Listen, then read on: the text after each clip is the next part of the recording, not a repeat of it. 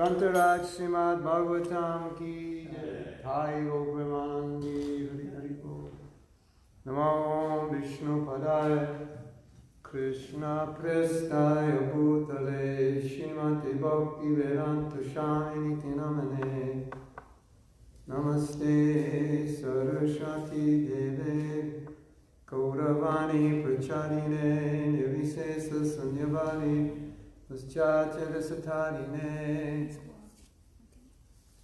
We're reading from the first canto.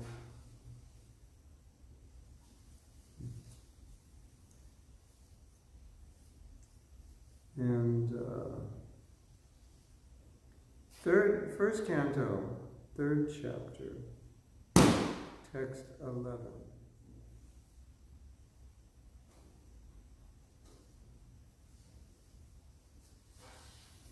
Shashtam Atri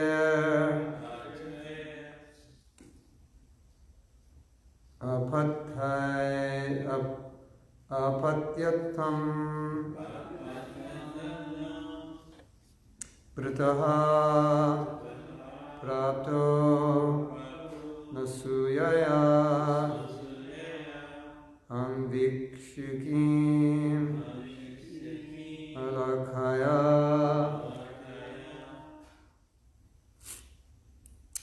Prahläda Uchivan Shashtamatrirapatyatam Vrito Prapto Anasüyä Anvikshikim Alarka Prahläda Uchivan Shastamatrerapatyatam Vrita Prapto Anasüyä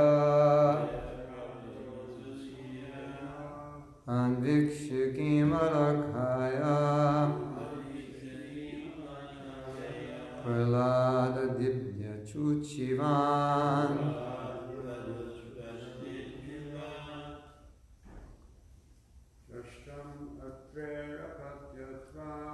Shastamatrerapatyatam Vrita Prapto Anasüyä Anvikshikim Alarka Prahläda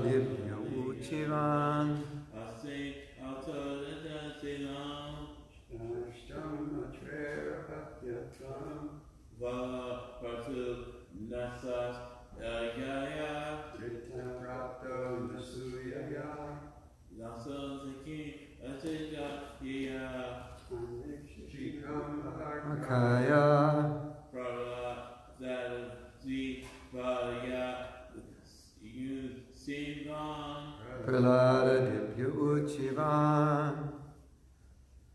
Word meanings: Shashtam the sixth one. Atri Of Atri. of Apatyatam. Sonship. Britaha.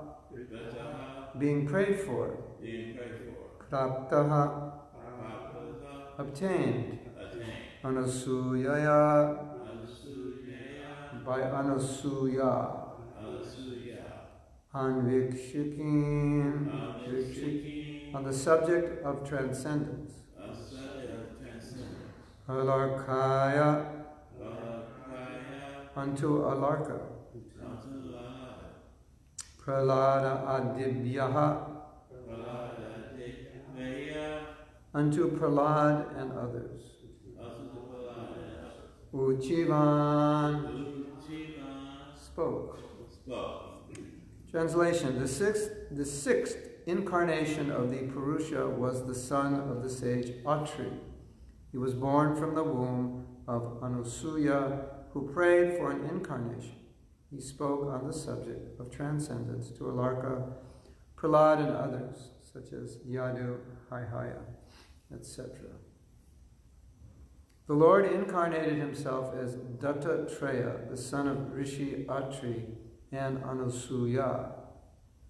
The history of the birth of Dattatreya as an incarnation of the Lord is mentioned in the Brahmanda Purana in connection with the story of the devoted wife.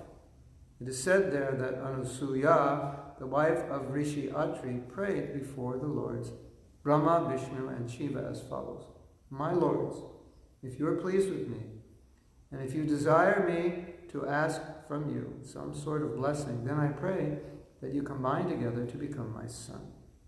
This was accepted by the Lords, and as Dattatreya, the Lord expounded the philosophy of the spirit soul and especially instructed Alarka, Prahläda, Yadu, Haihaya, etc. So, Datta means son, and Atri is Atri Rishi, so Dattatreya means the son of Atri. Simple, right? Dattatreya is referred to as a mystic yogi. He's referred to as an impersonalist.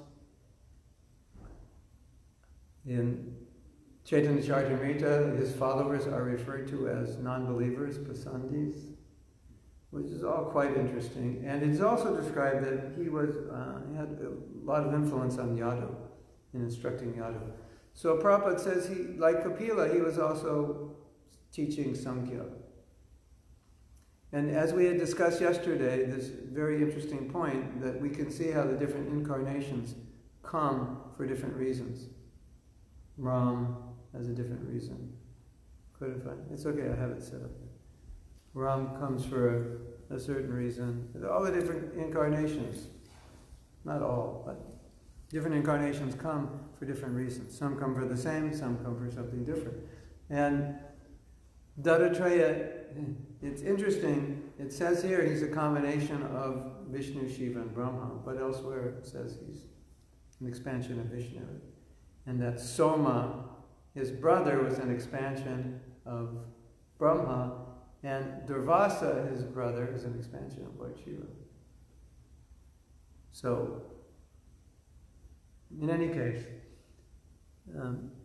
he's an impersonalist, he's not a Mayavadi, but he's preaching the oneness, and he's an empowered incarnation, a Leela avatar, and it has a certain function, time, place function.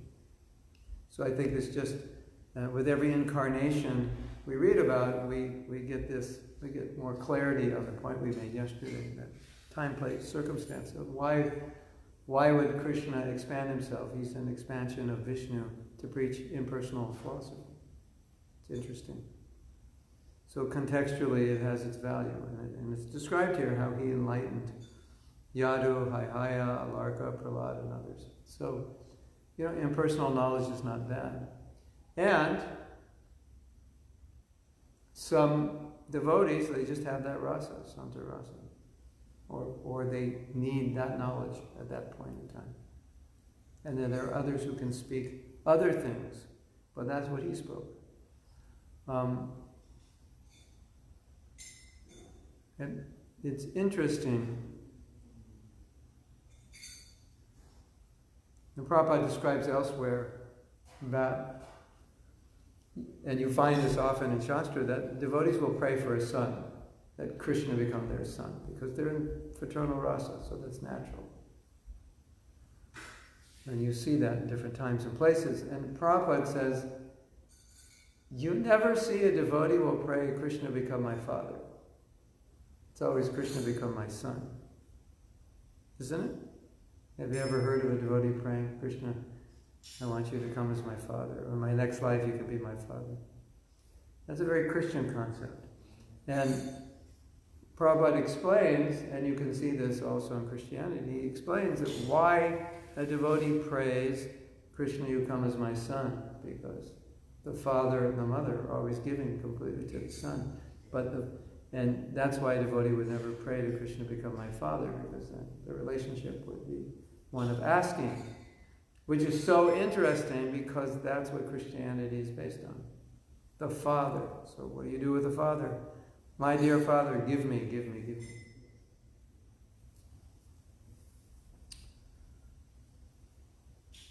Yes. So, in the purport, Prabhupada makes a point which I think is worth mentioning, discussing. Oh, actually, as a side point, Dattatreya was born from the tears of Atri. His wife Anasüyä was impregnated with tears. Don't ask me to explain that. That's just information that you can digest as you like.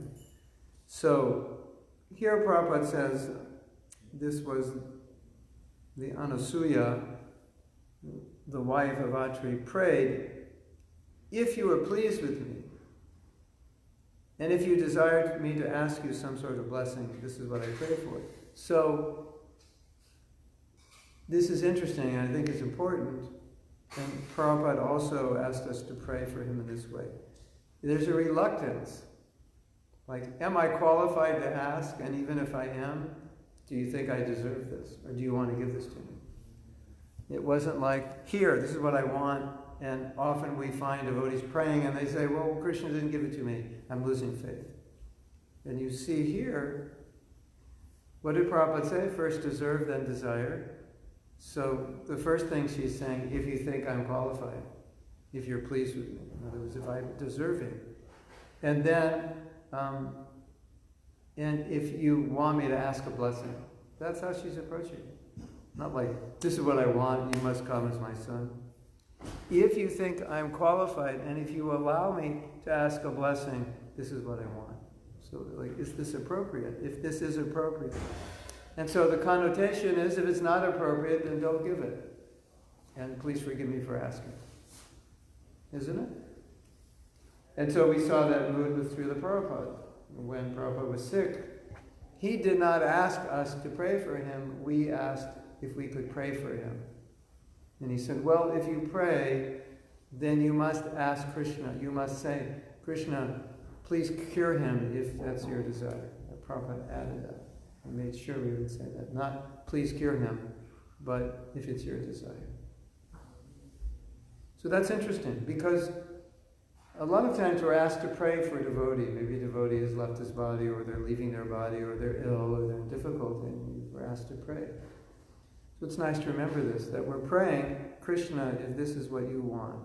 And this is what I'm praying for, if this is what you want, if this is appropriate. Because, you know, you have that story, I think a boy who had, what did he have? He had some disease where he wasn't supposed to eat, and his brother fed him. And Prabhupada said that sometimes you're trying to do good and you do harm, because your intention is to do well. So we always want to understand Krishna's intention, because sometimes Krishna's intention is for something to happen, and we don't want to interfere with his intention. So we're always, if this is what you want. Maybe it's not what he wants. Maybe he wants to take this devotee back to Godhead. Right? So we don't always know. But so that is the mood. Now, Prabhupada said something amazing, and maybe we need to discuss this because it's a little difficult to understand. He said if a devotee is starving, he won't ask Krishna for food. So, that's interesting. and heavy.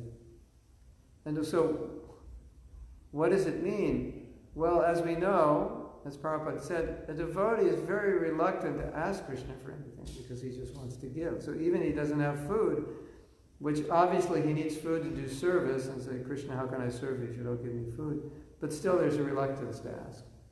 And then interestingly, in the Gajendra Leela, Gajendra Moksha Leela, Gajendra he's stuck, literally and figuratively.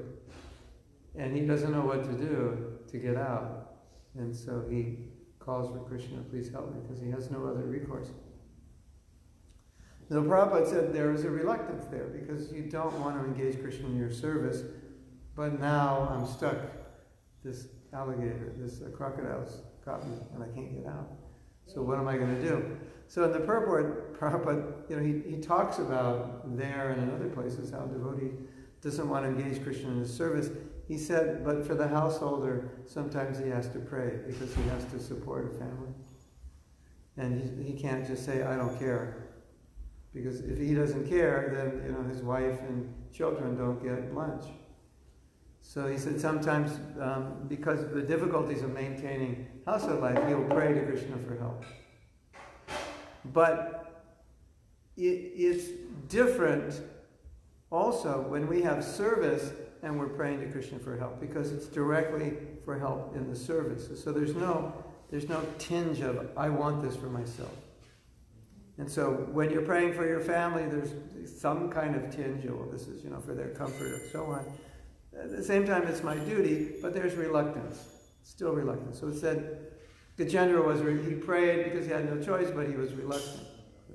But if I'm praying to Krishna, please empower me, that's different, because Prabhupada instructed me personally to pray to Krishna to give you empowerment to do your service. So that's different. So it's a direct connection, because it's like Materna says, can you get something for me at the store? Sure. Can I use your car? Because I don't have a car. And if I walk to the store, it's going to take like half a day.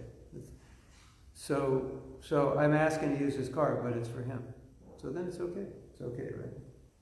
But if I just say, well, give me your car because I want to go, watch some movie, then he'll be like, let me think about it. I'll go with you. What? I'll go with you. And we'll chant japa during intermission, right?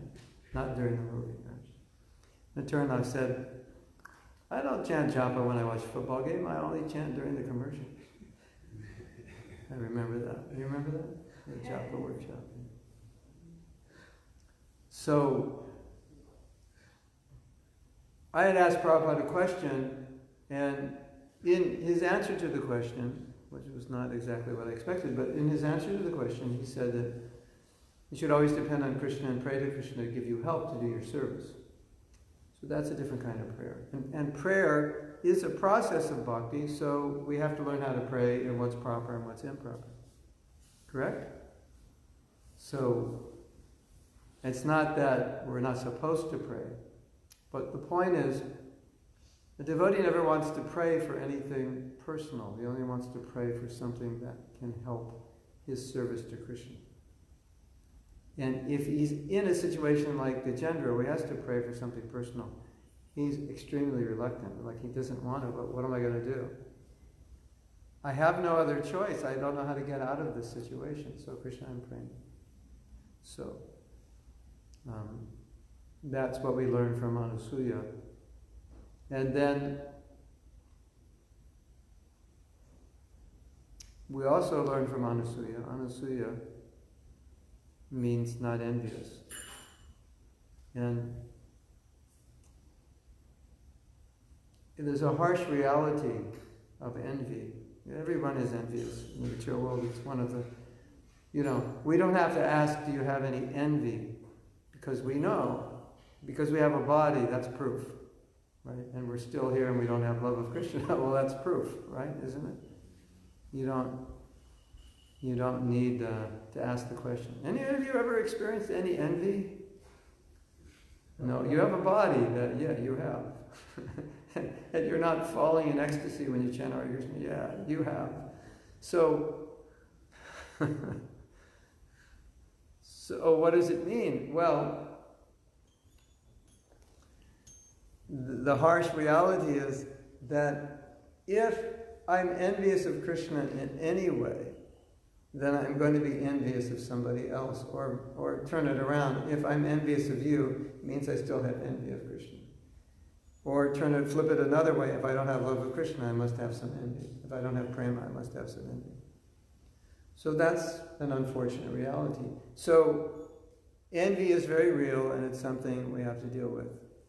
And it is one major obstacle, which is blocking our relationship with Krishna, as envy would disturb any relationship, isn't it? So why should we think in relation to Krishna it would be any different?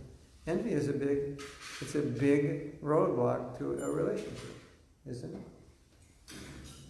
Even little smaller things like criticism and blame are destructive to relationships, and envy is like criticism on steroids. So if it's toxic to a relationship in this world, what about our relationship with Krishna? Because he's the one we're really envious of. And the envy that I have for you is just a reflection of my envy for him. So yes, it's a huge problem. But Prabhupada has given this amazing, amazing explanation of how to deal with envy. So he said, if you envy someone, it would only be because you respect them, but you don't realize you respect them, because nobody's envious of people they don't respect. When was the last time you drove down, what's the highway over here? Is this Highway 10? 30. That goes east-west? Okay, 30, or you have 75, I forgot. Highway 30. When was the last time you drove down the Highway 30 in the middle of August when it was 103, and you saw people working on the road, and you said, oh, I'm so envious of these people working on the road? Was there ever a time you ever said that? No, of course not. Because you wouldn't want to be in their position. So there's no question of envying them, because they have nothing that you envy. When was the last time you envied a garbage collector, a street sweeper?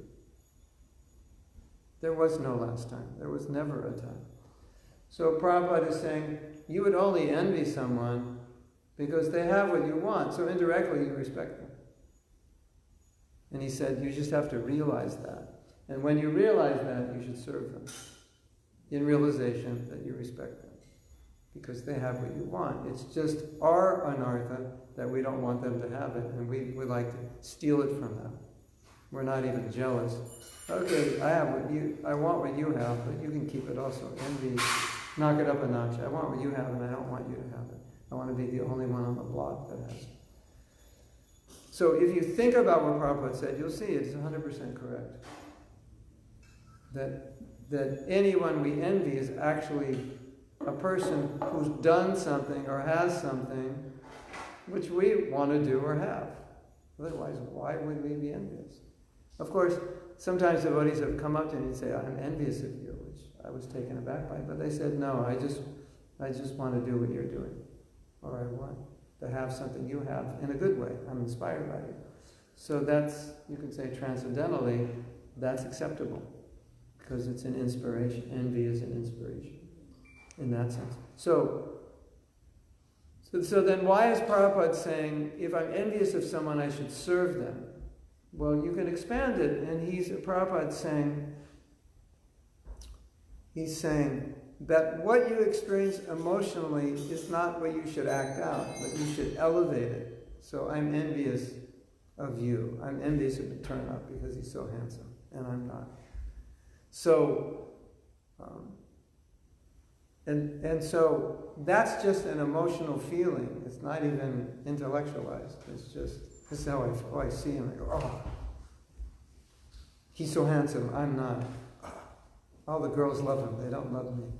So I'm feeling bad. I'm feeling, of course, we're just joking, but I'm feeling bad. I'm feeling it. So what Prabhupada's saying, okay, this is what you feel. How do you elevate that? because this feeling will degrade you. Your envy, your anger, whatever it is going to degrade you if it's not Krishna conscious, right? So Prabhupada's saying, so if you feel envy, recognize this is a person you respect, serve them, that will purify that feeling, and you'll get their blessing, their Shakti, so that what they have is what you'll be able to achieve, because there's this positive connection now made between what they have and what you want, rather than a negative connection that you make by putting them down, because you're putting down the very thing that you want. Like, let's say Narottam writes a book, and he's like, one day he sells 100,000 books. You know? And I've had books, for years, and I can't sell more than a few thousand. It's like, I hate Narottam. I hate you. So, and that's normal. This is one of the reasons we hate people, because they do what we want to do, isn't it? You see somebody doing something you want to do, and they're doing it better than you. They have more followers, more money. You hate them. It's stupid. So, hatred and envy have no place in bhakti. So we have to learn how to transform it, purify it. And if we don't, we're trapped again and again in the material world. So Prabhupada's saying, look, Narottam sold 100,000 books. You also want to be a successful author. Don't hate successful authors, because if you want to be a successful author and you hate successful authors, you've just brought this extreme amount of negativity on the very thing you want to do. It doesn't make sense. And in order to purify yourself of this hatred, serve him. Help him get his books, sell his books. Help him do something. It's so counterintuitive, but it's the only solution. Because it totally purifies it, because it's 180 degrees, the opposite. And it's counterintuitive because nobody would do that, right? And you can see, it's the very thing that you have to do to purify yourself. It's the very thing you would never do. Why would you help the competition? Because you hate them. And that's the only way to purify yourself of hate. That's the reason. Isn't it? And if you're meant to be successful, here's the point. Thank you for saying that, because here's the point. You never compromise your Krishna consciousness. You never compromise your consciousness. You never compromise your virtues in order to outdo someone or achieve something. You always act in a Krishna conscious way, in a detached way, and let Krishna give results. So if I'm meant to be sell 100,000 or 1 million or 10 million, I'm not going to compromise my principles in order to do that, like tell everybody how bad your book is and how you should buy my book, or write bad reviews on Amazon and say, oh, Narottam, that was just one-off luck. Actually he's a loser. Krishna just felt sorry for him. These are the typical things you would do, or someone would do, isn't it? And so a devotee has to have integrity with his character and Krishna conscious actions. And as soon as I hate you, I'm out of integrity, because a devotee should not hate anybody. Correct? Doesn't matter what you do, I should never hate you. Even if you try to attack me, I still shouldn't hate you. I can hate what you did, but I shouldn't hate you. That's Vaishnavism. So if I find myself in this position where I'm hating you, I have to take that emotion which is conditioned and elevate it. And how do I elevate it? By acting in a Krishna conscious way. It's the only way. Because now I'm out of integrity with Krishna consciousness, because I became jealous of your success. Isn't it? And that threw me off, and now I'm not acting in Krishna consciousness. I'm trying to subdue you. I'm telling everybody, really, your book is really bad, etc., etc. And so we see Krishna has revealed to us. Krishna has done amazing things with the internet, because he's revealed the inner toxicity of people's hearts, because now, it's so easy to just splat it out, because you're not talking to the person. You're just writing to your computer, and that's much easier than actually having to deal with people. And so now we see that conditioned nature, not only amongst non-devotees, but devotees. And so we're not denying the conditioned nature. Prabhupada's not denying the conditioned nature, but he's saying you have to learn how to elevate it, and if you don't, it's just going to overtake you because we're conditioned. There are so many things that upset us, isn't it? I mean, make a list of all the things that upset you last year. It'll probably take you 3 days, isn't it? I mean, think about everything that upset the guy who cut you off when the weather wasn't good, the 400,000 things your wife said that you didn't like, Isn't it? So, Prabhupada's not denying that, but he's teaching us that, okay, you're conditioned, that's normal, but don't act it out. Act in Krishna consciousness. And a lot of us act it out, isn't it? This is how I feel, this is what I say, this is what I do. No, this is what you feel, but act in Krishna consciousness. What is the Krishna conscious thing to do? And will we be tempted to act out of Krishna consciousness? Oh yeah, all the time. We'll always be tempted, isn't it? You ever read something on the internet and someone's saying something that's obnoxious, and you just, you're about ready to type something, you go, I better not, because what I say I'm probably going to regret having said it, because I will totally destroy this person. And it's not really what I should do. Have you ever felt like that? As I always say, if you're in an emotional state when you write an email, do not hit the send now button, hit the send later button, and read it tomorrow. And when you read it tomorrow, there's a 101% chance you will want to edit it, isn't it? Because in a highly emotional state, our intelligence is damaged. We don't think clearly. And this is statistically proven, that leaders who are not emotionally controlled are horrible. They make horrible decisions because it's all based on emotion. They're not successful leaders. Not successful anybody's. So Prabhupada's teaching us, okay, your conditioned soul, we can't change that overnight, but what you do and what you feel don't have to be the same. And so by saying you should respect someone you're envious of, Prabhupada's giving you a system to upgrade your envy. There's systems to upgrade everything. Like anger.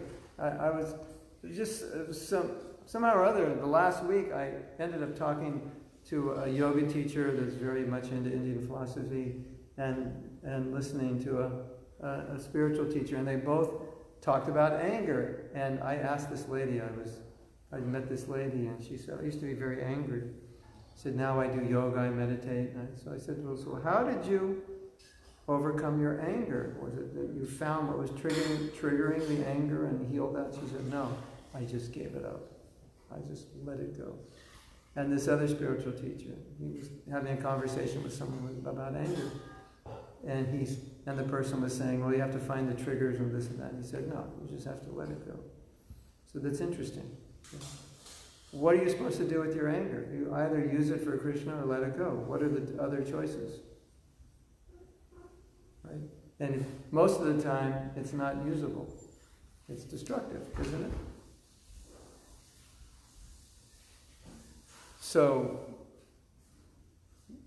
Prabhupada is just teaching us that a Vaishnava has a certain behavior, and that behavior has to be maintained no matter what's going on, no matter how you feel. And so you may sometimes feel not like acting in a different way, so we have to learn how to detach from those emotions so we can act with intelligence and act virtuously. And if we don't, then everyone in the world is envious, and,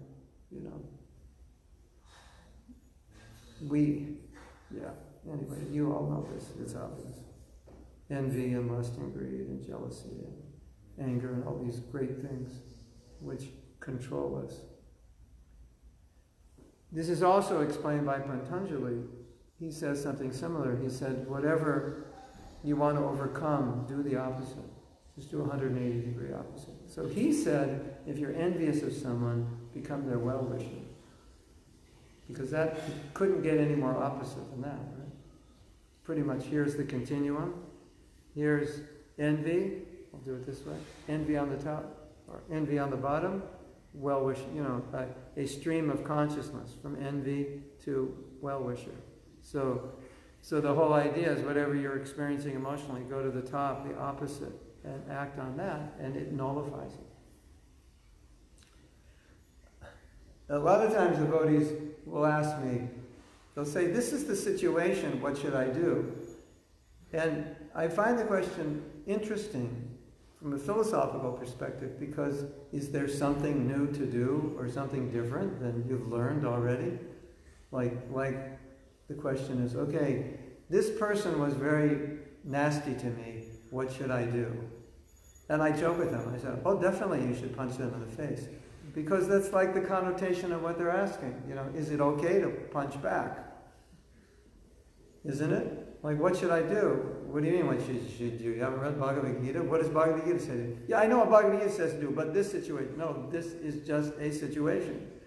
No different than every situation Krishna's talking about. It's just, you think you have a right to not follow Bhagavad Gita because this guy's nasty. No, you don't have that right. That's implicit in the question, what should I do? What should I do? Be nice, be equal poised, be kind, be humble, be respectful. What are you supposed to do? Oh, okay, if someone's attacking a devotee, yeah, attack them, for sure. Prabhupada said, yeah, that's what we must do. I was reading a conversation yesterday, and devotees were talking about what are we going to do about all the devotees that are being attacked on the internet with made-up stories and lies. And the devotee saying, it's our duty to protect them by explaining the truth. And no, it's not like that. This is how it is. So that's always there. For ourselves, we never want to defend ourselves, but for others, we protect them.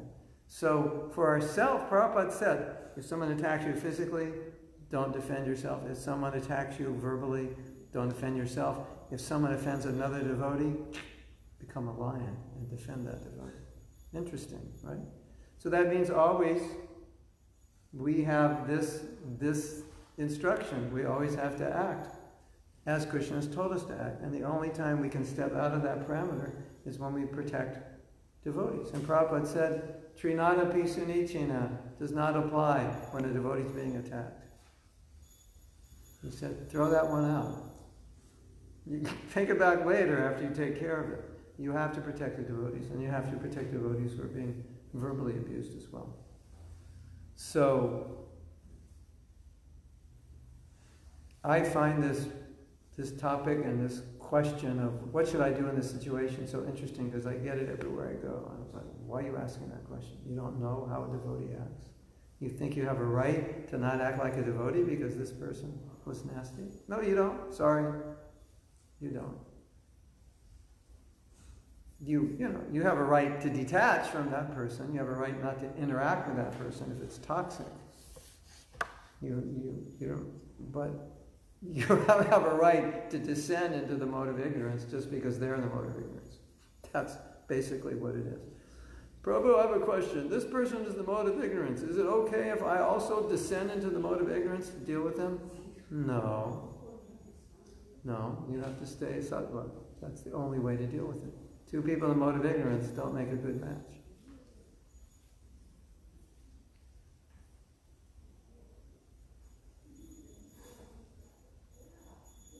So now after class, all the devotees are going to be going up to one another and saying, oh Prabhu, I respect you so much, can I serve you? And they're going, yeah, right, you're envious of me, right? That's why you're doing it. So wait a few days before you do that. This is too soon. Okay. So you have any questions or comments? Mr. Hari. Yeah. I have a couple. Questions. Cool. So it could be a little difficult to find opportunities. Like this same kind of cure could apply like in different situations,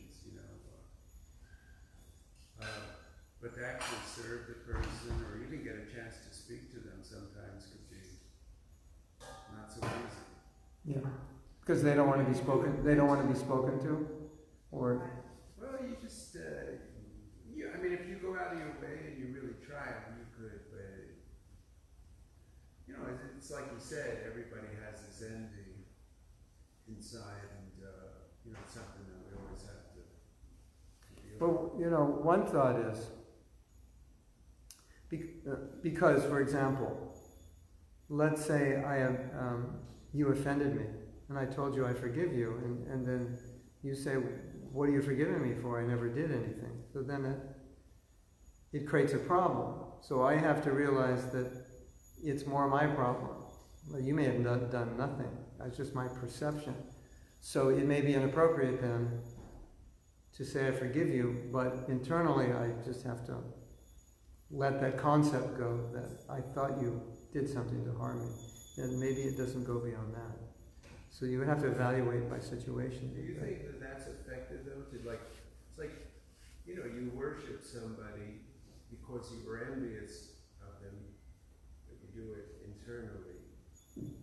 You at least Is that an effective way to deal with it? I think if we go back to what Prabhupada said and recognize that I respect them and try to develop that respect inside. And it seems like it would be better if you could do it Physically? Yeah, or even just verbally, just say. Then it gets sticky because by saying I respect you, it's like, why did you say that? Like, did you not respect me last week? I guess it'll be up to the individual how they feel it's best. But I remember that we were instructed long ago, maybe in 1971, that Prabhupada said, when you offer obeisances in the morning, you should say, my dear devotees, if I've offended you. You're not broadcasting this anywhere, you're just saying this to the floor, basically. My dear devotees, if I've offended you in any way, knowingly or unknowingly, please forgive me. So it's like, nobody hears that, but you've done it. And so Krishna hears it, and you've done it. So I think that's important. There's a lot. I've had personal experience that if I just change my attitude towards a person, it kind of solves all those problems. Whatever anger there was there, or whatever hatred, jealousy, envy, or anything that's not pure that was there, if I just appreciate them for who they are and what they're doing and respect them, it all dissolves it in my own heart. So I think that's important to understand. How you dissolve it, even without contacting the person personally. Yes. We have a descendant from Vaikuntha who wants to make a comment. So, one thing in regard to this is that none of us ever knows what's going on in an individual's life. How they're feeling? What They're responding? not like anyone's life, any devotee's life, anyone's life, how their personal situation is, what struggles they're having, what difficulties in their ashram that they may having that's causing them maybe to be not so nice, or Yeah. we don't know. We don't know. Yeah. So As my wife says, behind every criticism is a need, an unmet need. that's exactly right. And one writer said everyone either wants, every action is an act for wanting love or giving love. Yeah, we're all suffering. That's so for I have sure. one other question. So in the evening, I was helping Chandravali make the keywords last night, and she said, so now so many devotees, they want to take 2 keywords because they're offering their prayers to Lord Damodar for someone. Oh. And so, you were speaking about an individual's prayer to the Lord, but when someone else is praying on behalf of someone else, still you're approaching the Lord and saying, please protect this devotee that may be ill or that may be in a calamitous situation, so that they may continue in their service to you. Is that proper? Is that okay? Yeah.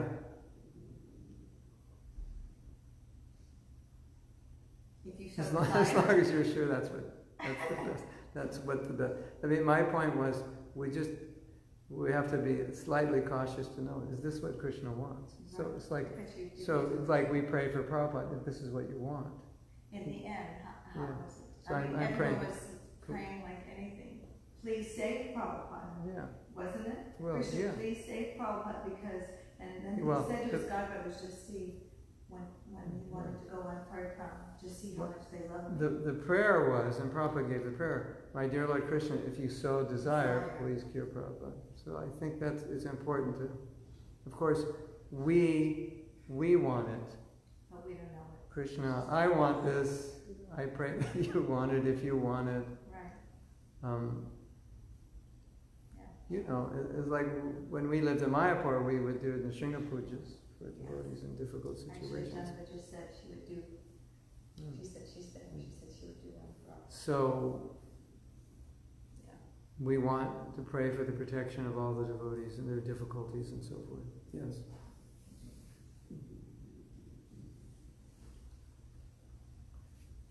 Narottam. Narottam. Thank you for another wonderful class. My question has to do with, we were talking about, well, if I'm envious of someone else, that's indicative of my envy of Krishna.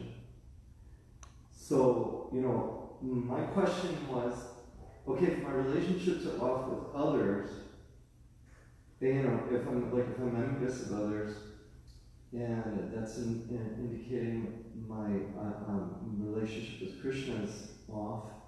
So if I resolve my relationship with Krishna, will all my other relationships become good? I think it works the other way around. You can't resolve it unless you resolve those relationships. And here's the good and bad news. When you go back to Godhead, it's only going to be devotees. So I hope you like devotees. Otherwise, if I were you, I wouldn't go there if you haven't got it together with devotees. You know how. So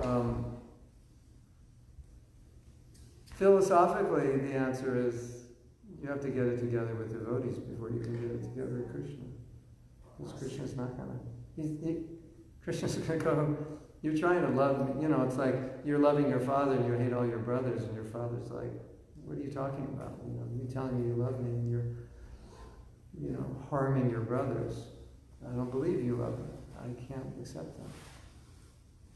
There's a very, very heavy verse in Chaitanya Bhagavatam where Mahaprabhu was talking about people who are blaspheming devotees, and he said, when these people chant Hare Krishna, it feels like burning cinders on my body. They're throwing, each mantra is like throwing a burning cinder on my body.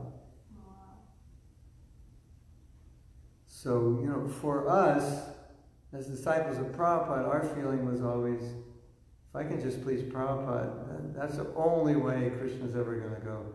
Okay, I'll look at you, you're okay, because you pleased my dearmost. That's how we thought otherwise. Prabhupada said, the Maha Mantra means, one of the meanings is, Krishna, please accept me. But in a lecture, he said, we have no right to ask Krishna to accept us because of what we did.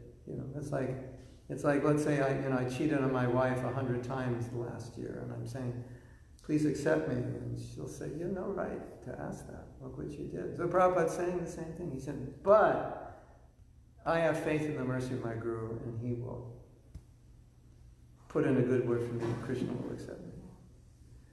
There's that statement of Srila Prabhupada where he says, I am Krishna, I am Krishna's property in the Guru. I am Krishna's, and you are mine, therefore you are Krishna's. Right? Say that again. I am Krishna's meaning him? Prabhupada is saying that he is Krishna's property, he is Krishna's man, devotee, right? And he says, and you are mine. Oh, so therefore you are Krishna. Therefore you are Krishna. Yeah, that's our hope. if, what is our philosophy? If Senior Vaishnava blesses you, everything is good. If you lose those blessings, there's no way you can make advancement. You can chant 1,000,000 rounds. It's not going to help.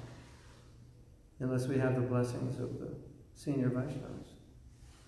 And it's just amazing how people so freely commit offenses, like no understanding.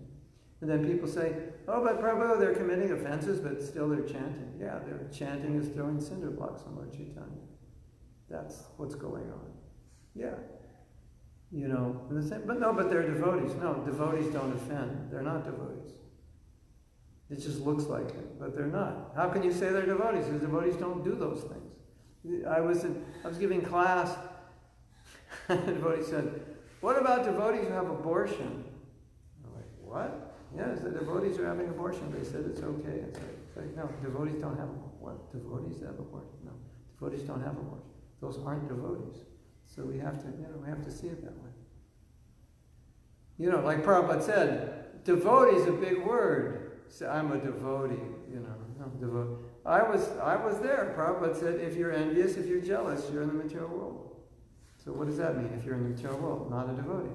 If you're not envious, you're not jealous, you're in the spiritual world. So we're trying to become devotees, right? We're trying to get there. So it just amazes me how freely some devotees are with their words of criticism, blame,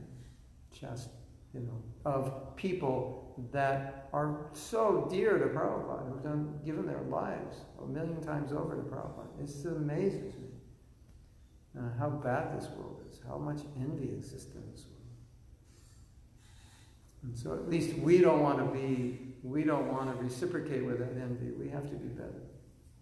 Yes? That was my question about, as you were speaking just now, that it seems there's this tendency or there's this reaction that comes if you evaluate someone. I realize that, Rupa Goswami is giving us the condition of Madhyam Uttama. He's giving us a system where we're judging each other. No, really. I mean, that's judging, right? You're a Kanishta, you're a Madhyam, you're an Uttama. But at the same time, no, I've seen. Okay, go ahead. But if you're actually Krishna conscious, your only judgment is, I'm Kanishta, everyone else is Uttama. So we're like, oh, is Nartama Kanishta or an Uttama? He didn't come to Mangalarti, he's definitely Kanishta, And so that's like going to get me in trouble. He's definitely asleep. Yeah. And I was at Mangalarti and he wasn't, so that I'm at least Sorry, I missed it. I'm at least Uttama to him. I don't think that's what we're supposed to be doing. This is how we're supposed to be thinking. And this sounds sarcastic, but I don't mean it to be sarcastic. And I just brought that up, not to embarrass you, but we're supposed to be thinking, I was at Mangalarti because I'm so fallen. If I don't go to Mangalarti, I'll never be Krishna conscious. Others are more Krishna conscious, so it doesn't matter. If they don't come, it's not a problem for them, it's a problem for me. That's how we're supposed to be thinking. So in light of who's Kanishta, Madhyam, and Uttama, if we don't have that basis of humility, it's going to be a total mess when we start making those judgments. Isn't it? I had a temple president, Krishna, he used to be here, so when I was a brahmachari, if he came in, he would come in just before Mangalarti, and if he didn't see I was here or others were here, he'd come and wake us up. I thought it was really nice of him, Yeah. I felt like he was being so kind to do that. Yeah, loving, yeah. So, like he didn't just make that call like, well, they're more advanced than I am. Well, also, he acted on it, and I felt that's good. Love from him. The other thing is Kanishta means beginning, Madhya means middle, and Uttama means top. So a new devotee may be Kanishta in relation to you, so you help him. No, he's beginning, he's Kanishta. Not necessarily Kanishta Adhikari, but he's Kanishta, he's beginning. And I've been around here for 30, 40 years. So I'm madhyam to his Kanishta, so I'm supposed to help him. And here's so-and-so Prabhu, he's been around 50 years. So he's Uttama to me, so I should, so that, it's not just this classification that, Uttama is, doesn't commit offense. The story, Pradyumna was sitting with Prabhupada and Darshan, and one devotee sat in front of him. So we hear Prabhupada, and Prabhupada said, you cannot sit in front of him. He's your senior godbrother. He was initiated before you. You have to sit behind him. So there's an etiquette there, which, obviously we don't follow exactly or we don't know about, but that's there also, when you're considering Uttama Kanishta. It just means higher, middle, lower, not necessarily the exact qualifications of Shastra all the time. Okay? Is he Uttama? Does he have any envy? I got my qualification list down here. That could be problematic. That's what I was asking. Could be, it has been. And religions are notorious for being judgmental. And if we're not careful, we'll be also in the league of judgmental religions. And so, of course, people say, but you have to make judgments. Yes, it's true. But make them from Sattva-guna. Don't make them from Tamaguna. Make judgments, like you say, that are based on compassion, understanding, not that I'm better than you. Like, if you say I did something wrong or if you said something wrong in class, it doesn't mean you think you're better than me. You just say, I don't think that was correct, and we discuss it. And so you're humbly presenting it. But what we see on the internet is often devoid of any quality of humility and full of tamaguna attacks, vicious attacks. There's no place for that in the heart of a Vaishnava. It doesn't exist in a Vaishnava's heart. And it detracts other people of that same tamagun quality. And that's not what Prabhupada came. Prabhupada did not come to America to create that stuff. Definitely not. He came to America to create a society of mature people who could resolve issues in Sattva-guna. Because you're not going to resolve them in another guna. You're just going to create factions, and more people will leave ISKCON with that kind of, kata. Your kata is so potent, you've turned so many people away from ISKCON. Congratulations. And they're like, yeah, that's what I'm trying to do. And that's going to please Prabhupada? It's insane, right? It was hard for us who were with Prabhupada. We know 108% that is not pleasing to him. It never was and it never will be. Oh, that's so beautiful. Thank you very much. I really appreciate that. If Prabhupada hated it when his devotees were being criticized by others. And he'd always say, just do better. Stop criticizing. Hare Krishna. I was listening yesterday. I wasn't able to be able to come, and really wanted to ask something Okay. something I really kind of struggle with. I have a hard time understanding. You were talking about preaching, and like what's watering it down, what's acceptable, and it seemed like a really strong message as a young devotee about these things. Mm-hmm. It doesn't seem to be the message more what you see today. Right. So the question is, which one is better? Well, I'm really confused about it, Yeah. to be honest with you. I was just reading, somebody had said something yesterday. I forget the context. This devotee said, he wrote me a letter. He says, I don't compromise. I preach, I tell people if they're sinful, they're going to hell. That's a little obvious. Interesting. So,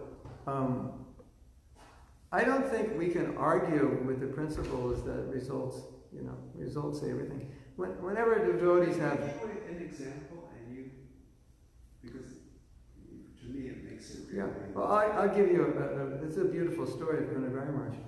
He met a guy, and sometimes you meet people and this person's a devotee. If they would just stay with us, they would realize they're devotees. So, this person was a painter, And so Maharaj said, could you come and paint our prasadam room? It needs painting. And Maharaj made sure that he would stay late. He told him, we need this done. You know, it's like an emergency. We need it done. You can't go home early. So he'd stay so late, and Maharaj would say, well, why don't you just stay over because it's late? So that became a pattern. And the person painted for about a week. And then the person, you know, he was a devotee at the end of the week. But the funny thing was, the room didn't need painting. Maharaj created that to get him to the temple, because he knew that's how he would get him. So was that right or wrong or dishonest or what? No, the person became a devotee, and that's what was required. So there's millions of ways to preach, for sure. Let us judge by the result. Now there's a story. They had this Transcendental Roadshow, and then Prabhupada was informed that the actors backstage, male and female, they were costume changing together and all lovey-dovey and hoochie-coochie. And Prabhupada just, well, maybe not so hoochie-coochie, but you know, changing in the same, Prabhupada just stopped the whole thing, he said, forget it. And it was a very successful program, but he stopped it. He sent your Guru Maharaj to China. You know, that damaged book distribution. It's like a Prabhupada had principles. So you have all sides. You know, to maintain a principle, we'll let the preaching crash. And what we said yesterday with plain clothes, Prabhupada said immediately, wear plain clothes, because book distribution would have been 50% less. So yeah, every situation is different. About mixing ourselves with other groups, you know, then it's kind of like saying that we agree with them. Maybe not. It depends how you mix. Because this is a problem. Because if you look at the world today, you see there's so many people that share our values, at least certain values that we have. Protecting the earth, or simple living, or sattvic living and yoga, you know. So to not have some connection with them seems to be a mistake. And traditionally, our preaching was always within certain groups. It was the hippies, the straight edge, or this. There was always a group that was, you know, shared our values. So it's all a question of how you do it. And there's another point, which is important. Prabhupada writes in the Bhagavatam, or CC, that when Nityananda Prabhu saved Jagai Madai, he was able to do that, but nobody should try to do something they can't do. So if you think, I'm going to the lowest part of Dallas today, and I'm going to find in the lowest part of Dallas, the lowest person in the lowest part, and that person I'm going to preach to. And I'm going to prove to all these homeless people and jobless people and low-income people that Krishna consciousness is for you by saving this person. Okay, that's a good idea. But can you save that person? Or will you end up homeless in 3 days and living with them, drinking beer? That was Prabhupada's point. So I think it's going to depend on the individual, what your capability is, and it's also going to depend on your nature. You know, it's like, it seems like you're expressing like concern that will water it down. So maybe for you, what you're most comfortable with is just, you know, at the temple, Sunday feast lecture, just, you know, this is what Prabhupada taught, just straight, everybody can digest it, or Bhagavatam classes, just straight. But maybe going to a yoga studio makes you uncomfortable because you feel like, oh, you have to, you know, be wishy-washy. It's not my nature. That's fine. And someone else can do that. And so we'll all excel in different areas according to what we want to do. I've been engaged in preaching sometimes in companies, and it's a very compromised position. I don't like it. Other people like it. They thrive in those environments, big audiences, and talking about all kinds of things. So we're all different. I don't think there's the right or wrong answer. There's just, we're different people. And I think what's important is, if, let's say you say, I don't want to preach in yoga studios because, you know, they want me to chant Durga and Shiva and I'm not going to do it. And they want me to talk about things like, you know, that controlling the mind, but I can't mention God, so what's the point of controlling the mind? You know, if I can't mention God, I don't want to talk about it. And Narottam is like, oh, I love preaching to those people. I've read Patanjali, 74 different translations. I got this whole mind thing down. They love it, and then they come to the temple and we talk and we take prasad and then we chant, So you might say, I can't do that. And he's, no, I love to do this. So you both do what you do. And it's okay. And I think the only thing that would not be okay is that he criticizes you because you don't want to do that, or you criticize him for being wishy-washy. Well, that's what I find. I have the same thought in my mind that I just can't relate to that. I really want to be part of it because Yeah. But then they, argue that I'm wrong. Well, I think that this is my feeling on it, of having these kinds of discussions and seeing the criticism. We have to respect the intelligence of the preacher, that he knows what he's doing. And so according to his ability and nature, he knows what's best. And so if you want to tell everybody they're going to hell, I may not think that's the best way to preach, but you might say, no, I've had great success. With this group of people, this is actually what they want to hear. They want to be chastised. You go to India, the gurus speak and they chastise everybody. They scream at them. The gurus slap their disciples' faces. We look at that and go, what? This is insane. And the people are like, oh, that was so good that he chastised me. I really needed that. You do that here, everyone's, you'll have a lawsuit the next day, abuse. Your disciples will leave you, because you told them they did something wrong. So, we're dealing in different realities. And if you're a hell and brimstone preacher, you'll attract people who need to hear that.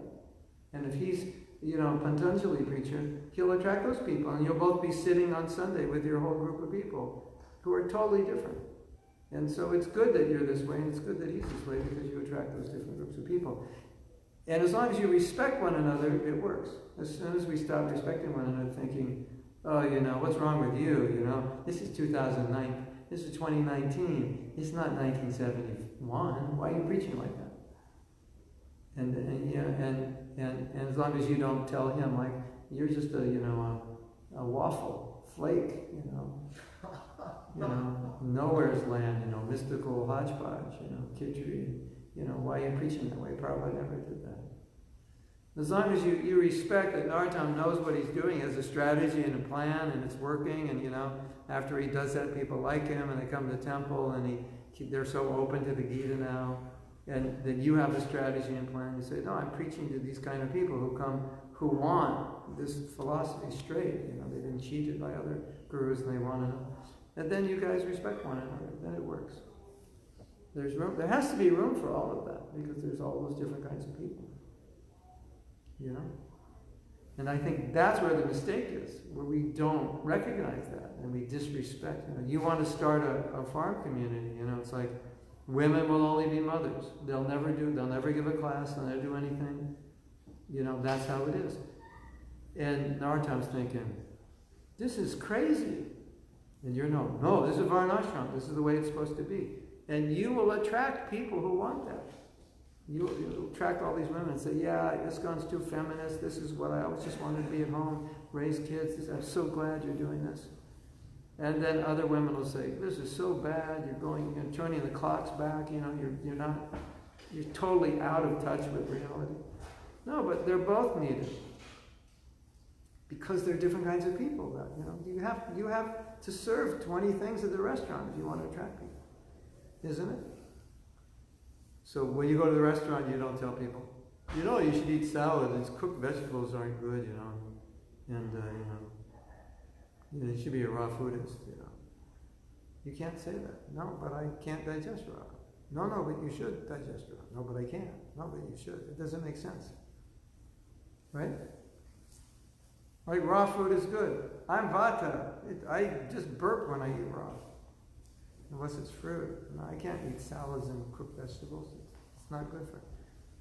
So, it's like Ayurveda. What's good for you is not good for me. I think that's important. If we just develop respect then we're fine. And all these, then we're going to compare. So, he's been preaching last year, you've been preaching last year. Let's look at the results. Who actually did something? Right? That ultimately, you can't argue with results. And you can say this is a better way to preach, but you got to show it. And if it's, I never compromised, I preach straight. Well, did you make anybody a devotee? No, but I didn't compromise. So there's a letter like that for Prabhupada. He said, don't compromise, but make it unpalatable to people. And if you don't compromise and no one comes, you're a failure.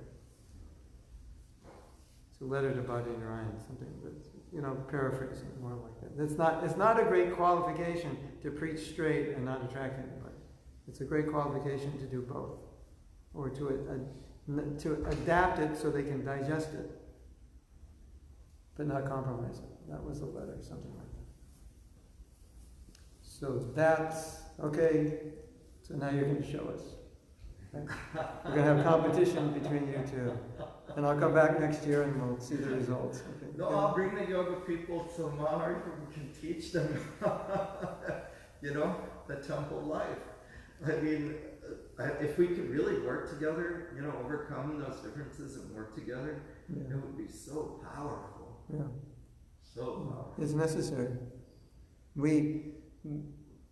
Humility means that I respect everyone as better than myself. How far are we from that as individuals and as a society?